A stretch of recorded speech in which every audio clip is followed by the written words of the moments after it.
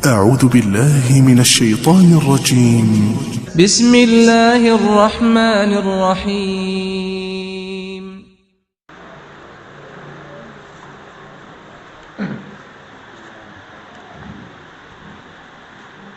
Bismillahirrahmanirrahim. Assalamualaikum warahmatullahi wabarakatuh.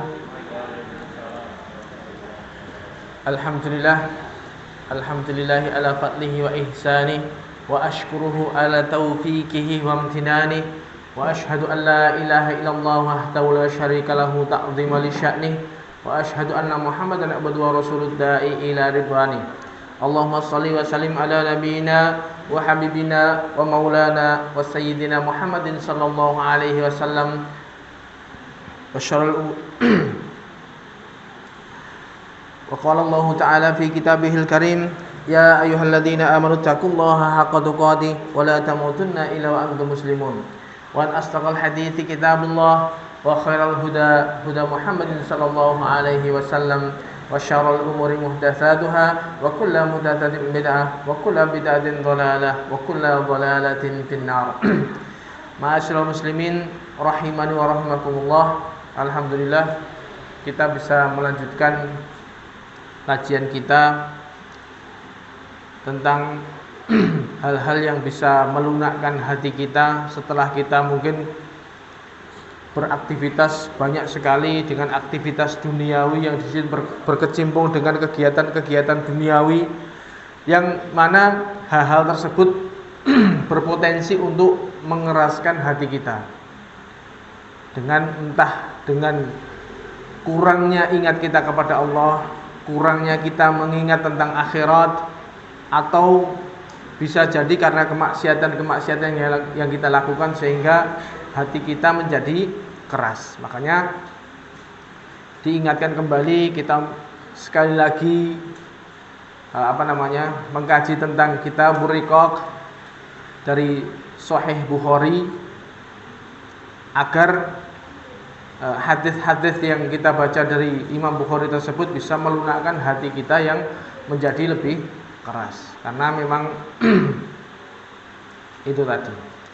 Dan banyak sekali hal-hal yang memalingkan kita dari akhirat. Kita jangan sehingga kita kembali diingatkan tentang hakikinya kehidupan dunia, bahwasanya kehidupan dunia ini adalah kehidupan yang sementara dan kehidupan yang hakiki adalah kehidupan di akhirat. Sehingga semakin kita mengingat hal tersebut, seakan-akan itu di pelupuk mata kita, akan membuat hati kita dalam mensikapi dunia ini lebih enak.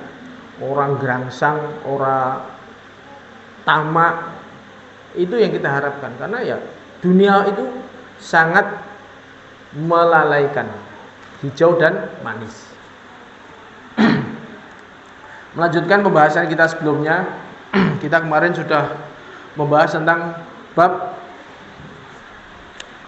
babu kaifa kana isyun Nabi sallallahu alaihi wasallam wa ashabihi wa takhallihim minad dunya. Bab bagaimana kehidupan Nabi dan para sahabatnya dan bagaimana tidak berambisinya mereka terhadap masalah dunia. Ini potret kita melihat sosok manusia paling mulia di dunia ini yang oleh Allah dipilih menjadi manusia terbaik, yang mana surga tidak terbuka kecuali diketuk oleh beliau, yaitu Rasulullah sallallahu alaihi wasallam. Kita lihat bagaimana potret kehidupan beliau dan para sahabatnya. Kemarin kita sudah bagaimana susahnya kehidupan para ashabus suffah. Kita tahu bahwasanya ashabus suffah, penghuni latar masjid Nabawi itu mayoritas orang-orang muhajir, yaitu orang yang hijrah dari dari Mekah menuju Madinah. Dan kita tahu orang-orang Mekah itu dalam surat Quraisy itu sudah dijamin oleh Allah. Ditegur orang-orang Quraisy itu. Li'ila fi Quraisy ila fihim rihlatash syita'i was-shaif. Kebiasaan orang-orang Quraisy, mereka ila fihim rihlatash syita'i was-shaif. Mereka melakukan rihlah, perjalanan berdagang Kalau musim dingin itu ke negeri Yaman, kalau musim panas menuju negeri Syam. Jadi mereka punya bisnis besar, sehingga dan mayoritas penduduk Quraisy itu punya saham di situ. Jadi ada beberapa yang berangkat menuju ke Yaman sana berdagang, dodolan. Memang core bisnis mereka itu perdagangan. Dodol ke Yaman kalau musim dingin, kalau musim panas ke negeri Syam. Dan mereka mendapatkan keuntungan besar. Dan semua penduduk Quraisy itu bisa merasakan bagiannya, punya saham di situ. Sehingga orang yang hidup di selain mereka punya core bisnis perdagangan itu, mereka juga menjadi juru kuncinya Ka'bah. Tiap tahun ada orang yang datang ke situ. Tawaf, meskipun tawafnya saat itu hajinya dengan ritual-ritual syirik, tapi tetap menjadi tujuan kunjungan para orang yang beribadah haji. Sehingga mereka hidupnya terjamin, orang-orang Quraisy. Ketika mereka orang-orang yang sebenarnya di Mekah itu mereka sudah hidup nyaman, sudah hidup enak, tapi ketika menjalankan agama itu harus terhalang, dipersekusi, terus dihalang-halangi, tidak boleh, mereka Islam itu benar-benar dimusuhi, maka mereka memilih untuk hidup yang asalnya enak ditinggalkan begitu saja. Bisnisnya, rumahnya, pekarangannya, semuanya ditinggalkan, pergi ke Madinah untuk menyelamatkan agama mereka. Ini berarti kan mereka sebenarnya asalnya hidup enak, memilih untuk hidup yang sederhana. Nek cara nuruti bondo ya mending wegah. Wong bondoku nang Mekah akeh kok. Dia tinggalkan begitu saja untuk hijrah ke Madinah. Ini orang-orang Islam yang mereka memilih untuk hijrah. Dan hidup sederhana yang kemarin kita kita pelajari, itu pilihan mereka sebenarnya. Mereka memilih untuk hidup sederhana. Walaupun kalau mereka pengen nyaman di Mekah ya iso wae. Tapi mereka memilih untuk menyelamatkan agamanya dan memilih hidup sederhana di Madinah. Coba bayangkan, jenengan bisnisnya skillnya itu di berdagang. Kemampuannya dodolan. Moro-moro pindah ke Madinah, di situ mayoritas penduduknya berkebun. Jadi wong dodolan terus ganti profesi nang kebun, kira-kira iso napa mboten? Ya bisa. Makanya mereka banyak yang begitu pindah di Madinah gak iso ngopo apa, ora iso. Wong biasanya dodolan kon nang sawah ya ora jegos gitu. Akhirnya ya mereka menjadi itu tadi, penghuni sufah itu tadi. Karena nggak bisa apa-apa di sana, nang Madinah isone bercocok tanam, banyak kebun kurma di sana. Ya sebagian bisa penyesuaian, sebagian yang enggak. Kayak Abdurrahman bin Auf itu, begitu datang dia miskin mendadak, langsung dia minta ditunjukkan, nang ini pasar sebelah ndi to. Ditunjukkan pasarnya orang Yahudi, pasar Bani Qainuqa. Wes begitu dia datang ke Madinah, langsung mlebu pasar. Selang beberapa lama dia langsung dedet meneh, langsung rabi dengan nikah dengan orang setempat dan kaya juga setelah itu. Itu ada sebagian mereka yang seperti itu, tapi nggak semuanya seperti itu. Makanya bagaimana kesederhanaan para sahabat yang mereka memilih untuk hidup seperti itu karena situasi dan juga pilihan mereka. Kemudian bagaimana hadis yang diriwayatkan oleh ibunda kita Aisyah radhiyallahu anha, bagaimana Nabi itu ketika beliau dan istri-istrinya pindah ke Madinah, sejak datang ke Madinah itu belum pernah makan roti enak 3 hari berturut-turut. 3 hari berturut-turut itu enggak pernah. Ini menunjukkan bahwasanya saat itu kondisinya memang betul-betul sulit bagi Nabi dan para sahabatnya. Duitnya pas-pasan dan mereka sering mengalami kelaparan. Ini termasuk ujian berat. Nah, makanya kalau kita lihat kondisi yang ada saat itu dengan kondisi kita sekarang itu orang opo-opo. Kita syukur pol semua. Kemudian hadis selanjutnya, Haddatsani Ishaq bin Ibrahim ibn Abdurrahman haddatsana Ishaq huwa Azraq an Mis'ar bin Kidam an Hilalin al-Wazan an Urwah an Aisyah radhiyallahu anha, dari Ibunda Aisyah radhiyallahu anha qalat, Aisyah berkata, ma akala alu Muhammadin sallallahu alaihi wasallam aklataini fi yaumin illa ihdahuma tamrun. Jadi belum pernah keluarganya Nabi Muhammad dalam waktu sehari semalam itu makan 2 kali, pasti salah satu di antara keduanya itu makan kurma.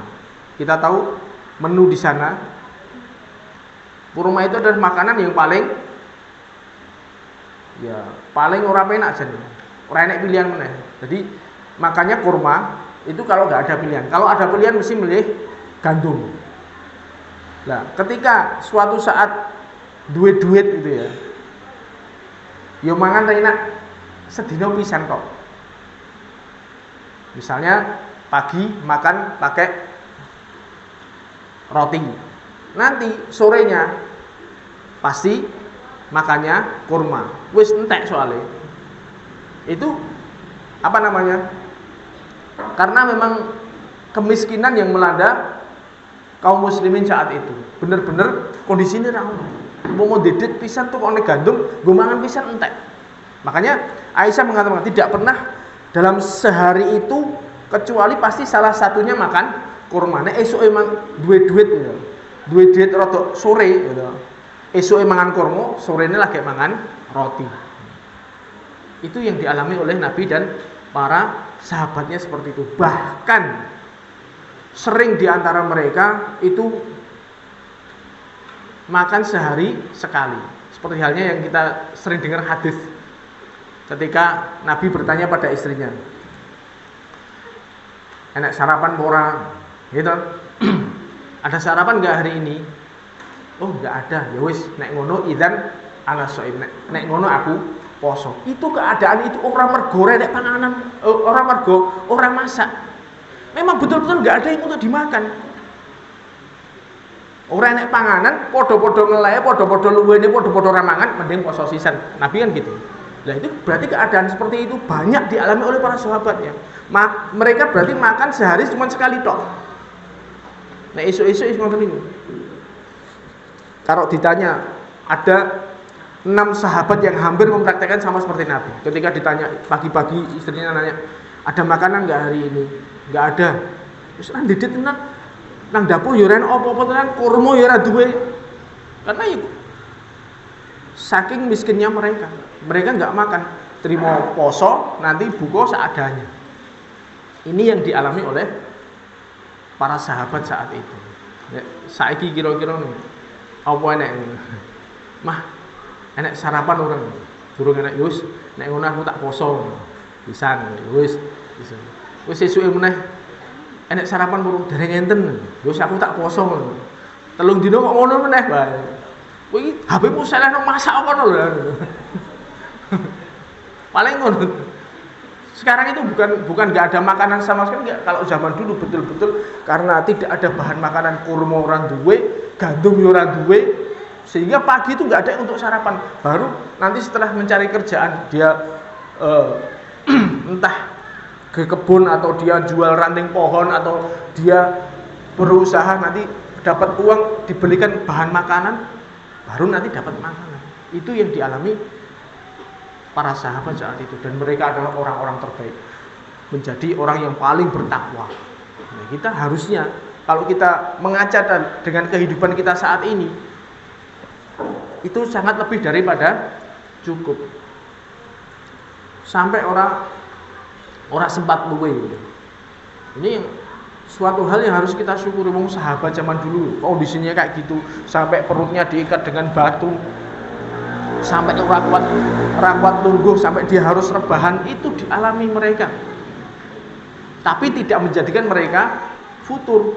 Mereka tetap bertakwa kepada Allah, bertakwa kepada Allah. Lah dhewe koyo ngene iki nikmat mana lagi yang kita dustakan. Seharusnya dengan kondisi yang kita alami saat ini, insyaallah ora enek kok sing sampai bener-bener, ya kita ngomong di sekitar kita ya, hampir kita tidak dapati orang-orang yang tidak makan karena betul-betul enggak ada makanan. Ya kalau ada orang seperti itu di sekitar kita, ya harusnya kita tergerak.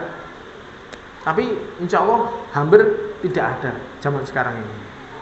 Makanya ini suatu hal yang harus kita syukuri. Kemudian hadis selanjutnya, haddatsani Ahmad bin Abi Raja, haddatsana Nadhr an Hisham qala akhbarani abi an Aisyah qalat Aisyah mengatakan, kana firasu Rasulullah sallallahu alaihi wasallam min Adam. Aisyah berkata bahwasanya kalau tahu bagaimana kehidupan Nabi, alasnya yang dipakai Nabi untuk tidur, kasur itu terbuat dari kulit. Wa hasuhu min lifin. Isinya yang dipakai untuk kasur itu bukan kok bulu-bulu yang halus atau sesuatu yang empuk, bukan, tapi dari serabut-serabut pohon kurma. Di antara daun-daun pohon kurma itu ada serabut-serabutnya, itu yang diambil kemudian dimasukkan ke dalam kulit, itu yang dipakai tidur oleh Nabi. Berarti kan sangat sangat sederhana sekali. Makanya Nabi juga segitu Nabi juga menikmati hidup ini. Makanya kita ini kurang syukur piye jan.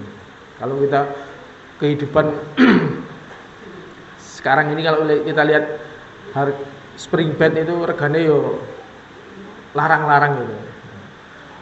Nabi kehidupan dengan kasurnya itu dengan seadanya. Bahkan dalam hadis yang dari hadisnya Ibnu Mas'ud, pernah suatu saat Nabi rebahan di tikar gitu kan, yang mana saking elek tikernya itu membuat bekas di lambungnya Nabi situ. Ya, ditawari Nabi tak tikernya jenengan tak ganti dengan yang lebih baik, purun napa mboten. Nabi cuma jawabannya, mali walid dunia, apa urusanku dengan dunia. Gambaran saya di dunia ini seperti halnya orang yang bepergian terus berteduh di bawah pohon kemudian mau tak tinggalkan. Itu kok Nabi menganggap dunia ini perkara yang sangat sepele. Lah gundonya kok umpama aku ngene sedelok, umpama kasur tak turuni ora empuk, ini cuman sedelok. Nah kalau kita sekarang, makanya sebagian ulama mengatakan sekarang ini kalau ada orang yang beli kasur sampai dengan hadis ini ya, sebagian ulama sampai mengatakan kalau enek wong saiki membeli kasur dengan harga yang sangat mahal, itu termasuk bentuk israf, berlebih-lebihan, karena itu di luar kebutuhan. Saya baca kemarin ada kasur yang paling mahal itu harganya 2,1 miliar. Kui di di kapal pesiar kalau nggak salah itu dibikin selama 340 hari. Pengennya dia siapapun yang tidur di atas kasur ini akan merasakan seperti melayang di atas awan. Tapi regane semono itu. Itu berlebihan, sangat berlebihan sekali. Kecuali kalau memang ada kebutuhan. Saya misalnya, aku wong lemu, tuku kasur murahan sak jutaanan, demplong langsung.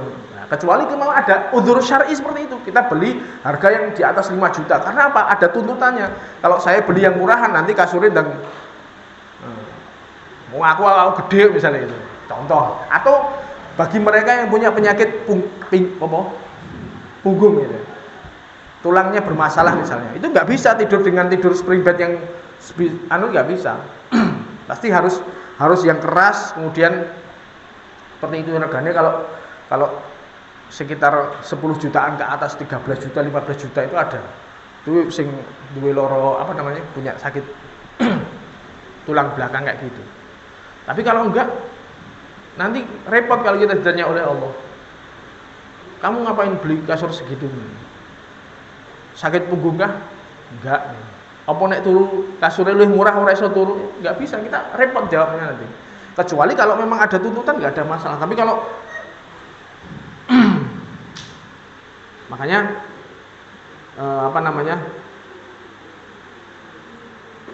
kita diusahakan membeli sesuatu sesuai dengan kebutuhan. Kalau memang di luar kebutuhan, ya itu namanya jatuhnya kepada israf, cuma buat gagah-gagahan.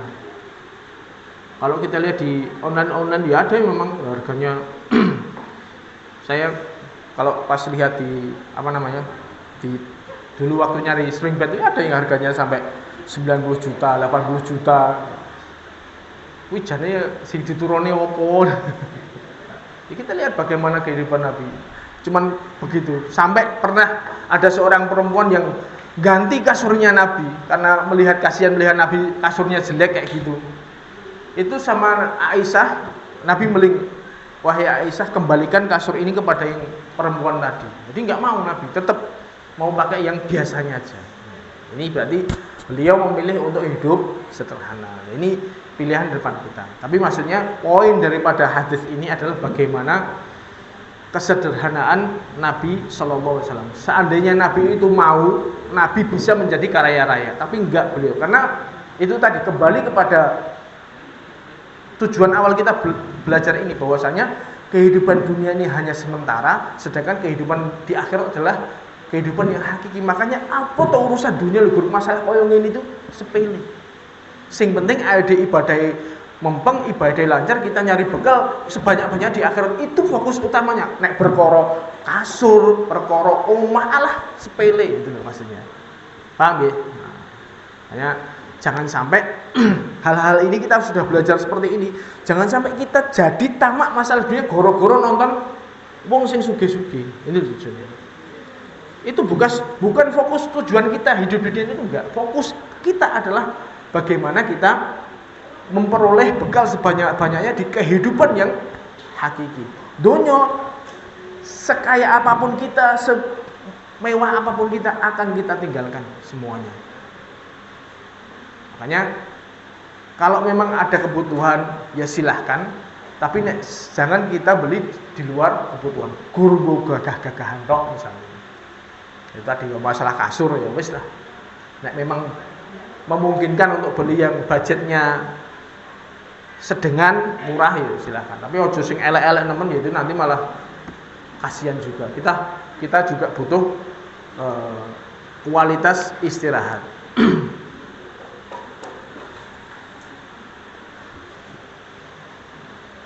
Kemudian hadis selanjutnya, Imam Bukhari mengatakan hadatsana Hudbah bin Khalid, hadatsana Hammam ibnu Yahya, hadatsana Qatadah qala kunna na'ti Anas bin Malik.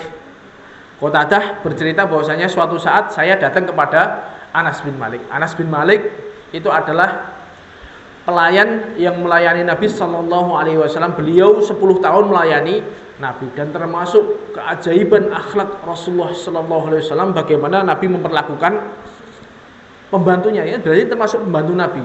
Itu Nabi memperlakukan Anas bin Malik selama 10 tahun itu. Anas mengatakan belum pernah Nabi mencela saya, "Kowe ngopo orang ini iki?" Atau selama 10 tahun saya belum pernah Nabi mengatakan, "Kenapa kamu enggak kerjakan ini?" Itu belum pernah sekalipun Anas bin Malik. Dan beliau termasuk salah satu yang bahkan ya saking beler itu, pernah suatu saat Anas bin Malik disuruh beli sesuatu ke pasar. Delalah ketika di pasar itu loh, ketemu karo kancang-kancan ini cah cilik dong. Anas itu masih kecil, ketemu dengan teman-teman sebaya dolanan, dikongkon Nabi opo, malah lali dolanan karo kancang-kancan ini.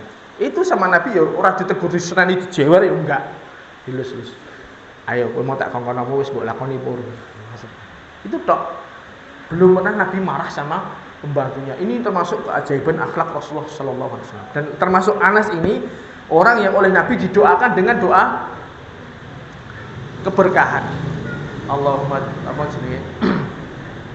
ya Allah, jadikanlah anak ini hartanya banyak, anaknya banyak dan berkah. Didoakan oleh Nabi, benar. Sehingga Anas bin Malik ini termasuk orang sahabat yang kaya raya setelah Nabi meninggal. Menjadi sahabat yang kaya raya. Anak cucunya itu beliau mengatakan 100 lebih. Umurnya juga panjang. Nah, ini termasuk cerita ini Qatadah berkunjung ke rumahnya Anas. Anas wong sugih blegedu. Kunna na'ti Anas bin Malik Wa khabbazuhu qaimun. Sampai saking dia orang kaya itu punya pelayan yang khusus manggang roti di situ. Jadi punya panggangan roti. Delalah pas tukang panggang rotinya itu sedang memanggang roti. Rotinya ya roti-roti enak gitu. Nah, kita disuguhi dengan suguhan yang makanan kelas atas. Panganannya wong sugih-sugih, roti halus, enak tukang panggange. Kita juga disuguh dengan kambing panggang. Ya, meskipun mau nunggu ya dia Anas dengan menasihati pada orang yang datang itu tadi. Muridnya yang termasuk muridnya Anas Malik. Qala qulu fama a'lamu Nabi sallallahu alaihi wasallam ra'a rahifan muraqaqan hatta lahiqa billah. Dan ayo silakan dimakan. Enak iki pumpung. Saya menyajikan lho. Jadi ketika tamunya disuguhi dengan panganan yang mewah, panganan sing enak, memang termasuk bentuk memuliakan tamu. Itu kalau diomongi, saya melayani Nabi 10 tahun. Belum pernah Nabi itu ngerasake roti enak koyo ngene iki. Jadi roti zaman Nabi itu belum pernah pakai roti yang murokokon yang halus itu belum pernah. Jadi gandumnya masih gandum kasar cara selepane iki sik ora napa jenenge ora resik ngoten niku. Jadi baru dibikin roti ya mungkin ya sik nyontrot ngoten niku. Jadi masih gak enak rasanya. Zaman Nabi seperti itulah. Anas ketika sudah jadi beliau kaya bisa itu tadi nyuguhi tamunya dengan roti-roti yang enak dikandani. Pas lagi mangan Nabi dulu. Ndang mangan sing enak kumpung enek. Aku mbiyen lho nglayani Nabi urung tahun mangan roti koyo ngene iki. Jadi menandakan bahwasanya kehidupan Nabi dan para sahabatnya saat itu memang sangat berat. Sangat sederhana. Wala ra'a syatan samiqan bi ainihi qad. Bahkan Nabi belum pernah ngerti koyo ngene iki lho apa jenenge. Kambing panggang yang seperti ini belum pernah. Jadi satan khomiton itu panganane sugih-sugih. Nek cempe balibul atau batibul bawah 5 bulan atau bawah 3 bulan itu kan ranum itu dicemplongne dipanggang sak kulit-kulitnya terus dikerok ngoten niku lho. Wah itu kan sing iso mangan koyo ngono kuwi wong sugih. Kalau nek wong ora sugih ya mending ngenteni gedhe to ya. Ini masih kambing muda dipanggang gitu. Sambil Nabi lho belum pernah ngerti model koyo ngene iki. Ini kalau jenengan ke Tegal biasanya ada batibul atau balibul. Jadi sate kambing muda. Kan termasuk panganannya wong sugih-sugih. Nah, ini Anas sambil itu menasihati kepada muridnya tadi. Nabi zaman dulu Nabi itu Masya Allah kehidupannya sangat sederhana sekali. Belum pernah Nabi itu mangan roti enak itu belum tahu. Apalagi lihat kambing yang dipanggang seperti ini juga tambah durung tahu meneh. Ini menunjukkan bahwasanya cerminan kehidupan Nabi dan para sahabatnya. Jadi kesederhanaan hidup Nabi itu kita pelajari agar kita itu merasakan bagaimana kehidupan manusia paling mulia di dunia ini. Kalau dibandingkan dengan kehidupan kita, tentunya ini sangat jauh sekali. Sangat jauh sekali. Tujuannya apa? Ya, agar kita bersyukur, minimal kita bersyukur dengan kondisi sekarang. Karena banyak orang itu nggak bisa bersyukur dengan kondisinya karena kurang qanaah tadi. Wong nek iso qanaah, merasa cukup dengan apa yang dia punya, maka dia merasa bahagia dengan kehidupannya. Nah, itu tadi kalau kita pembandingnya yang kita lihat, yang kita jadikan figur untuk kita contoh itu yo wong sugih-sugih yang masuk daftar manusia terkaya di dunia, omahe koyo ngopo, artis-artis omahe koyo ngopo. Wis bagaimana rumah mereka ditampilkan di YouTube sak jam isine gur mlebu omahe kono kamar kene dapur. Ya, kita akan merasa kecil dengan kehidupan kita. Nah, kalau kita yang belajar, kita pelajari bagaimana kehidupan Nabi koyo ngono. Masya Allah, Nabi sederhana. Ini akan menimbulkan rasa syukur di hati kita. Itu tujuannya. Jangan yang kita jadikan patokan itu orang-orang yang itu tadi. Orang-orang kaya zaman sekarang yang YouTube yang disetel di YouTube itu. Jangan kita jadikan barometer. Yang kita jadikan barometer bagaimana kehidupan manusia paling mulia di dunia ini, Rasulullah SAW dan orang-orang di sekitarnya, yang mereka hidup dengan seadanya, tapi dengan keadaan seperti itu imannya luar biasa. Ini yang kita harapkan.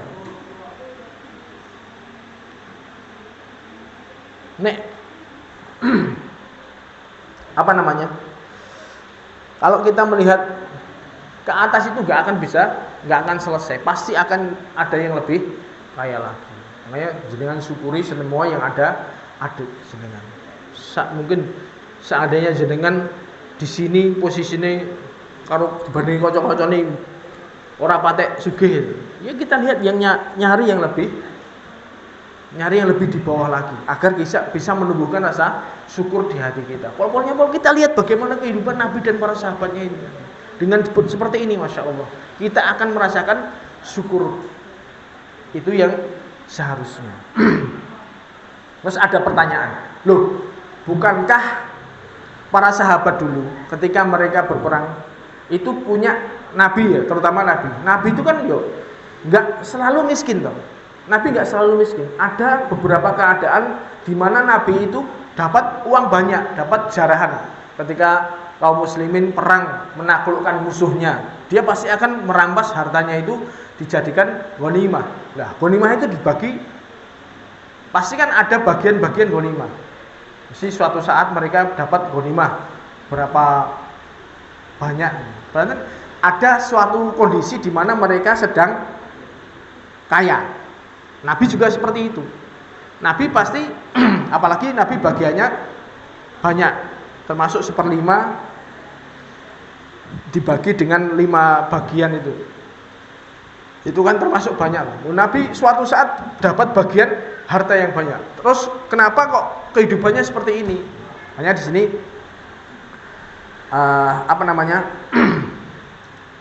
At-Tabari menjelaskan bahwasanya Nabi meskipun keadaannya kondisi pas dapat harta yang banyak, itu Nabi memilih itsar. Itsar itu mendahulukan orang lain. Jadi ketika Nabi dapat uang banyak nih, langsung semuanya disedekahkan kepada orang lain, terutama ashabus sufah yang jadi tanggungannya Nabi. Ada sekitar 70 orang kurang dan lebih. Kalau Nabi dapat harta yang banyak, disedekahkan semuanya. Makanya Nabi memilih kondisi yang memang seperti itu, memilih sederhana. Jadi mau Arab foya-foya ya iso. Tapi itu bukan pilihan. Nabi memilih untuk keadaan sederhana, itsar, mendahulukan orang lain. Bahkan mendahulukan daripada anaknya sendiri. Pernah Nabi suatu saat dapat bagian yang banyak, anaknya moro, Fatimah, wahai ayahanda, ini saya giling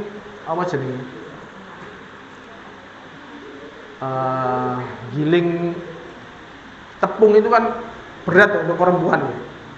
Dia minta pembantu, dia minta budak untuk dijadikan pembantu. Nabi nggak kasih, mending budaknya dijual, harganya disedekahkan. Ini berarti Nabi mendahulukan orang lain dibandingkan keluarganya sendiri. Ini yang dilakukan oleh Rasulullah SAW. Jadi Nabi memilih kondisi seperti itu, bukan berarti Nabi miskin terus, enggak. Ada kondisi-kondisi tertentu Nabi pernah kaya, tapi semuanya itu disedekahkan. Dan sahabat yang lain juga seperti itu. Ini yang berarti menunjukkan bahwasanya tidak berambisinya mereka terhadap dunia. Nah kalau kita duit sithik kira-kira dienggo ngopo? Engko main nambah luas sithik ya. Utawa mobilnya ganti-ganti. Ini yang kalau Nabi enggak, semuanya diinvestasikan untuk akhirat. Uripe ya sing biasane wae. Koyo biasane. Tidak bertambah sedikit pun. Ada kalanya Nabi memilih itsar, atau bisa jadi Nabi memang itu tadi, kok iso dalam waktu sehari semalam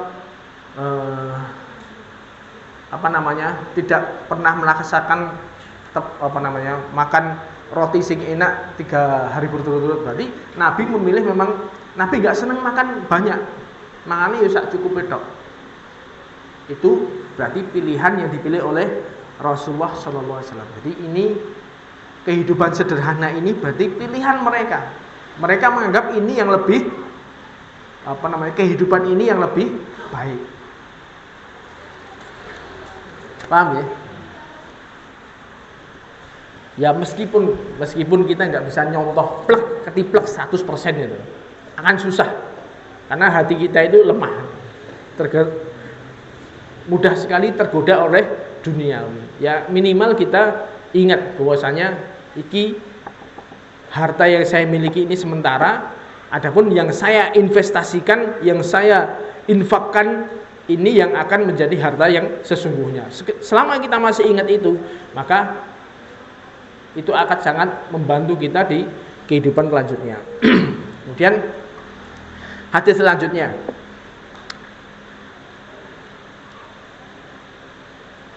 Hadatsana Muhammad bin Musanna, hadatsana Yahya, hadatsana Hisham, akhbarani Abi an Aisyah radhiyallahu anha qalat kana ya'ti alaina asy-syahr ma nuqidu fihi naran.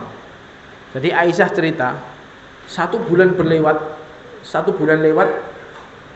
kami belum pernah merasakan sebulan itu loh enggak nguruke kompor blas, tidak menyalakan api sama sekali. Berarti makanya cuman innama huwa at-tamru wal ma. Kita berarti selama sebulan itu cuman makan kurma dan air tok. Selama sebulan dapur di rumah itu kayune ono, sing ngurupke ono, sing dibakar ora ono, sing dimasak ora ono. Di sebulan orang ngurupke kompor blas, cuman makan kurma dan air. Ini kehidupan beliau seperti itu. Pernah, enggak selamanya gitu, tapi pernah. Hadis selanjutnya, illa an-nuqta bil luhaim, kecuali kalau kami dikasih daging yang sedikit, maksudnya karo tanggane diteri panganan tok kuwi. Ngrasake mangan daging kuwi nek diteri tangga. Selain itu enggak pernah sama sekali. Sesasi ora nguruke kompor. Pernah kita? Enggak pernah insyaallah. Hadatsana Abdul Aziz bin Abdullah Al-Uwaisi, hadatsani ibni Abi Hazim an Abi an Yazid ibni Ruman an Urwah an Aisyah annaha, bahwasanya Aisyah qalat, Aisyah berkata, li Urwah, Aisyah ngomong kepada ponakannya Urwah, yaitu ibna ukhti. Urwah itu anaknya saudara perempuannya Aisyah yang bernama Asma.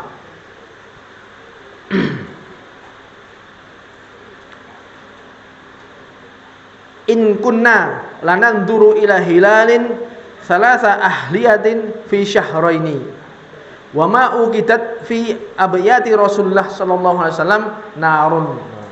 Ini lebih teman-teman. Jadi Aisyah pernah berkata, saya pernah mengalami suatu kondisi di mana saya menyaksikan hilal satu. Jadi nonton tuh sampai 3 hilal. Hilal pertama tek, sampai hilal berikutnya kan sebulan. Sampai hilal berikutnya lagi 2 bulan full. Wa ma uqidat fi abyati Rasulullah sallallahu alaihi wasallam naran. 2 bulan enggak ngurupi kompor blas. Pernah seperti itu. Saking benar-benar kondisinya kepepet. Terus ponakane tak penasaran. Fakultu, maka nayu isyukum. Loh, lah jenengan terus selama 2 bulan itu yang jenengan makannya apa yang membuat kalian hidup itu apa? Aisyah menjawab, al-aswadan, yaitu at-tamr wal ma, kurma dan air. Itu tok selama 2 bulan berturut-turut.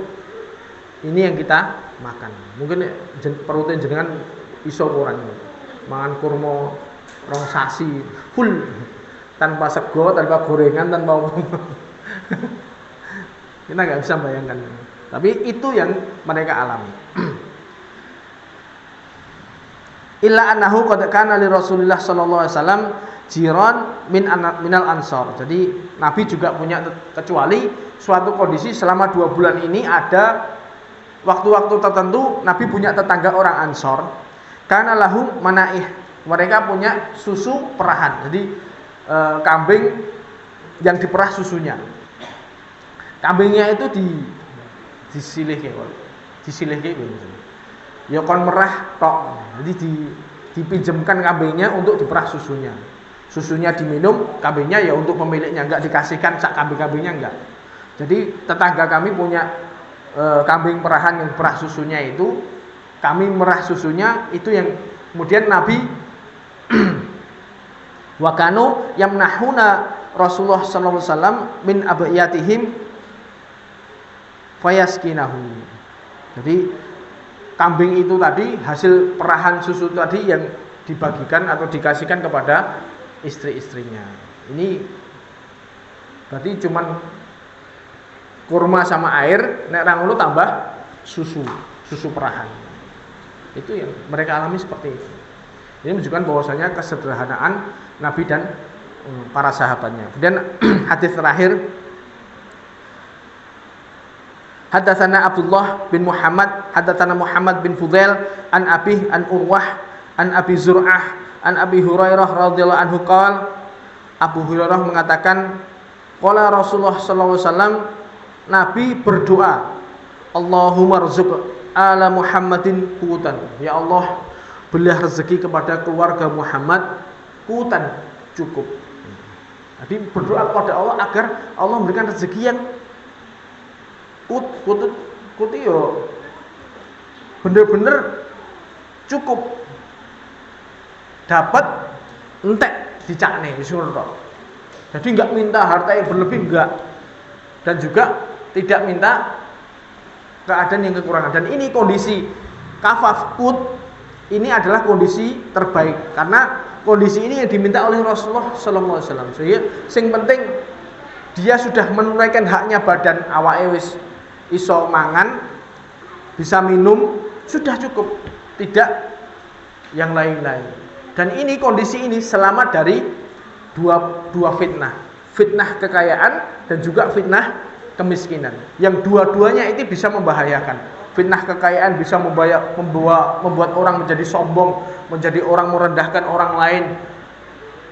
Kemudian fitnah kemiskinan bisa membuat seseorang menjadi minta-minta, kemudian melakukan hal-hal yang dilarang misalnya, karena fitnah kemiskinan. Nabi minta kondisi di mana bisa selamat dari dua-duanya. Dan ini kondisi ini adalah kondisi yang paling selamat besok di akhirat. Karena pasti lebih mudah untuk menjawab pertanyaan.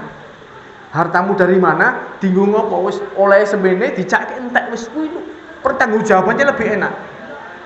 Kondisi seperti ini.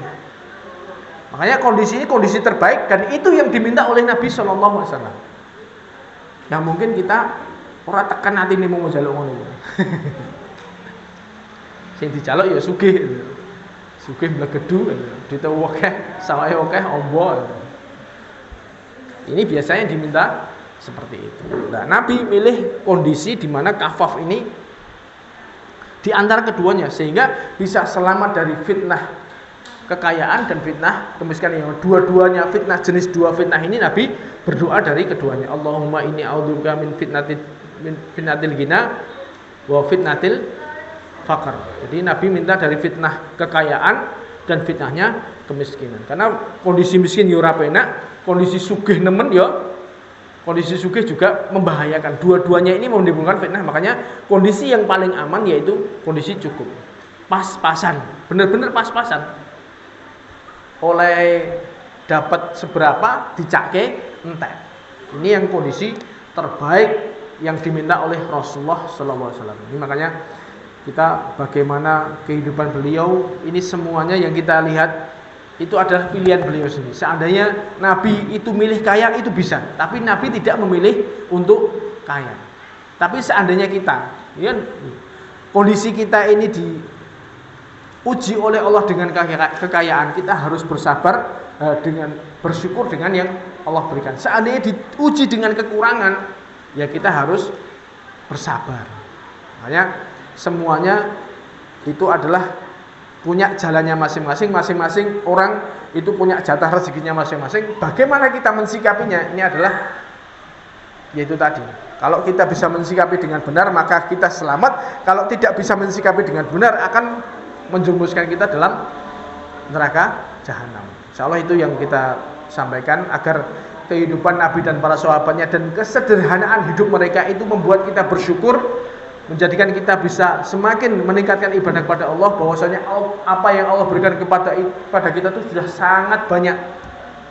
Jangan sampai hal ini membuat kita mengecilkan nikmat Allah dengan kita melihat yang bukan milik kita. Ngoten nggih? Sehingga dengan kita melihat kehidupan Nabi dan para sahabatnya, ini bisa menggerakkan hati kita untuk bisa lebih bersyukur. Insyaallah itu yang bisa kita sampaikan. Wabillahi taufik wal hidayah. Subhanakallahumma wa bihamdika asyhadu an la ilaha illa anta astaghfiruka wa atubu ilaik. Assalamualaikum warahmatullahi wabarakatuh.